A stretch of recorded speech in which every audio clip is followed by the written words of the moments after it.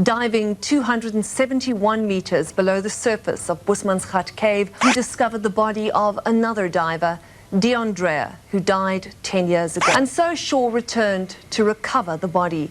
The mission was successful, but ultimately it cost him his life.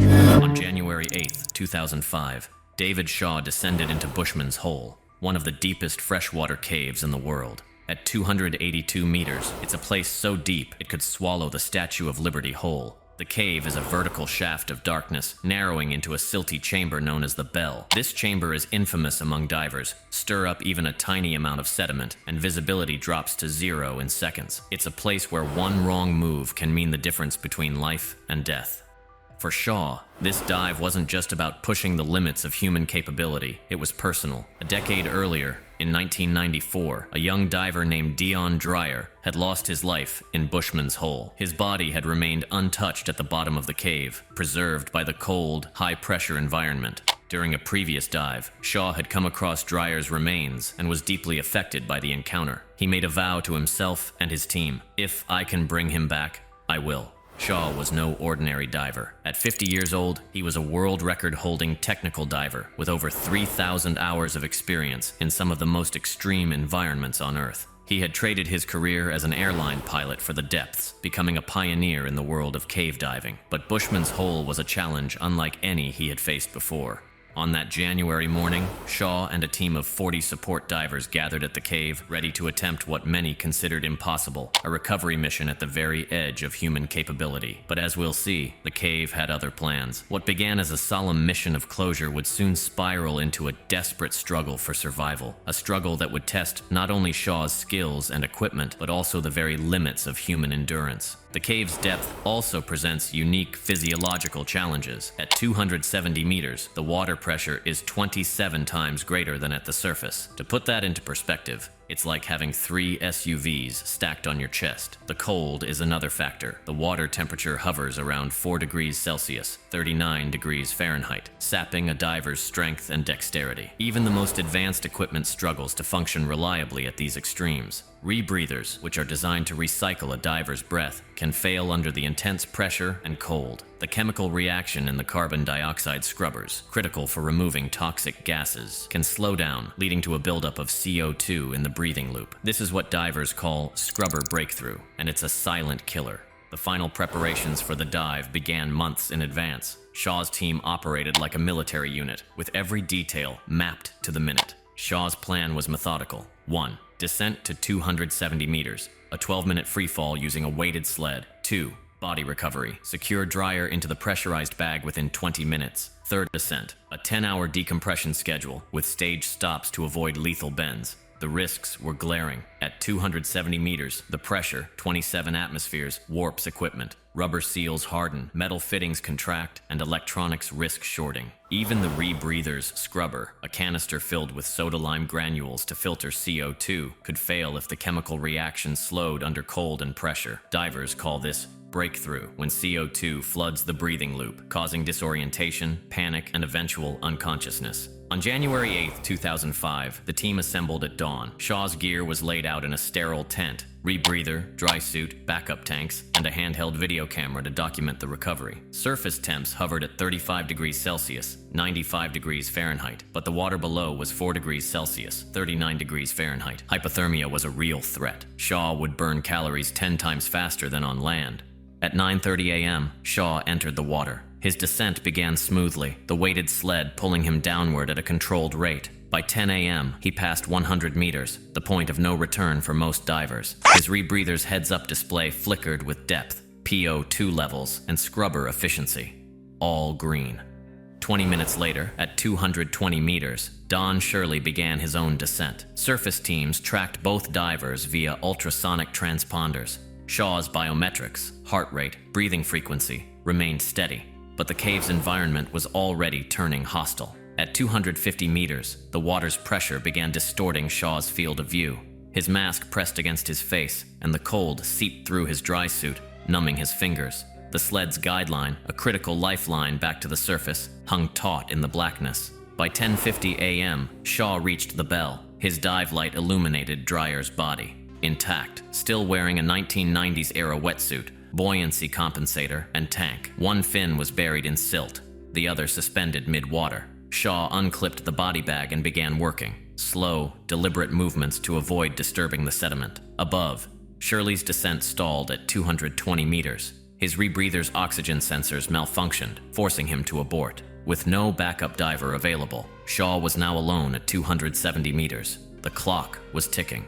At 270 meters, David Shaw was in a world few humans have ever experienced, and even fewer have survived. The pressure was crushing, equivalent to 27 times the weight of the atmosphere at sea level. Every movement felt like wading through molasses. His rebreather, the lifeline keeping him alive, hummed faintly in the silence. Shaw's mission was clear: secure Dreyer into the pressurized body bag and begin the ascent. But the cave had other plans. Shaw began the delicate process of recovering Dreyer's body. Every movement had to be precise. The silt was so fine that even the slightest disturbance could cloud the water, reducing visibility to zero. He worked slowly, his gloved hands maneuvering Dreyer's gear. The body bag, designed to withstand the pressure changes during ascent, was unrolled and positioned. Shaw's training kicked in, years of preparation for this exact moment, but as he worked, something went wrong. The silt erupted. Whether it was a misplaced fin, an exhale too close to the floor, or simply the cave's unpredictable nature, the sediment surged into the water like an underwater avalanche. In seconds, visibility dropped to nothing. Shaw was blind, trapped in a swirling cloud of silt. His dive light, once a beacon in the darkness, now reflected off the particles, creating a disorienting haze. The guideline, his only connection to the surface, was somewhere in the chaos, but he couldn't see it. Panic set in. At 270 meters, panic is a death sentence. Shaw's rebreather, already under immense strain, began to fail. The scrubber, designed to remove carbon dioxide from his breathing loop, couldn't keep up. The cold and pressure had slowed the chemical reaction, allowing CO2 to build up. Shaw's breathing became labored. His head throbbed. The early signs of hypercapnia, carbon dioxide poisoning, were setting in. He tried to calm himself, to focus on the task at hand, but the silt out had turned the cave into a labyrinth. Above, the surface team watched in horror. Shaw's biometrics, transmitted via ultrasonic transponders, showed his heart rate spiking and his breathing erratic. They knew something was wrong, but there was nothing they could do. At that depth, rescue is impossible. The team could only listen and wait, hoping Shaw would find a way to stabilize the situation. Back in the bell, Shaw fought to regain control. He reached for the guideline, feeling along its length to orient himself. The silt was everywhere, clinging to his mask and equipment. His rebreather's alarms blared in his ears, warning of rising CO2 levels. He knew he had to act fast. Abandoning the recovery mission was an option,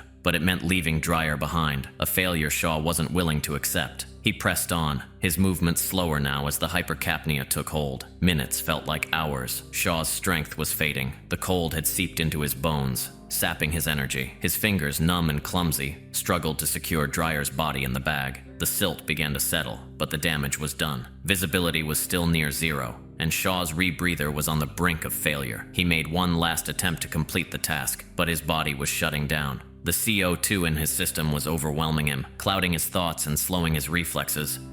The last thing he saw was the faint glow of his dive light, swallowed by the silt. Then, darkness. The surface team lost contact. Shaw's biometrics flatlined. The cave had claimed another victim. The surface team knew something was wrong long before they lost contact with David Shaw. His biometrics had been erratic for minutes, and the silence from his end was deafening. But at 270 meters, there was no way to send help. The cave had claimed him, just as it had claimed Dion Dreyer a decade earlier. All they could do was wait and hope. Shaw's body was recovered 8 days later. A team of divers, led by Don Shirley, returned to Bushman's Hole to complete the mission Shaw had started. They found him at the bottom of the bell, his rebreather silent, and his lifeline still tethered to the guideline. Nearby, Dion Dreyer's body lay partially secured in the pressurized bag. Shaw had come agonizingly close to completing the recovery before the cave took him. The recovery operation was a somber affair. Divers worked in shifts, carefully bringing both bodies to the surface. The pressurized bag designed for Dreyer was used as intended, preserving his remains during the ascent. Shaw's body, still clad in his diving gear, was treated with the same respect. The team knew the risks they were taking, but they also knew Shaw would have wanted them to finish what he started. When the bodies reached the surface, the weight of the tragedy hit hard. Shaw's family, friends, and fellow divers gathered to pay their respects. The diving community, already small and tight-knit, mourned the loss of one of its most skilled and daring members. Shaw's death was a stark reminder of the dangers of cave diving, but it was also a testament to his courage and determination. In the aftermath, the diving industry took a hard look at the risks of deep cave diving. Shaw's death prompted a re-evaluation of safety protocols, particularly for dives beyond 200 meters. Rebreather technology, already complex, was scrutinized for potential improvements. Engineers focused on enhancing scrubber efficiency and adding fail-safes to prevent CO2 buildup. Divers began carrying additional backup systems, and training programs emphasized the importance of recognizing early signs of hypercapnia. But Shaw's legacy went beyond equipment and protocols. His willingness to risk everything to recover Dreyer's body resonated deeply within the diving community. It was a reminder that diving isn't just about exploration or pushing limits. It's also about respect for those who came before. Shaw's mission was as much about closure for Dreyer's family as it was about personal challenge. In that sense, he succeeded, even if it cost him his life. For Dreyer's family, the recovery brought a measure of peace. After more than a decade of uncertainty, they were finally able to lay their son to rest. Shaw's actions gave them closure, a gift they would never forget. His sacrifice was not in vain. Today, Bushman's Hole remains a place of both beauty and danger. Divers still visit, drawn by its depths and the challenges it presents, but they do so with a newfound respect for the risks. Shaw's story is often told as a cautionary tale, but it's also one of inspiration. He pushed the boundaries of what was possible, not for fame or glory, but because he believed in the importance of the mission. David Shaw's name is etched in the history of cave diving, not just as a record holder, but as a man who cared enough to face his fears. His legacy lives on in the safety protocols he helped inspire, the divers he mentored, and the families he brought closure to. In the end, Shaw's story is a reminder that bravery isn't about being fearless. It's about caring enough to face the fear, no matter the cost.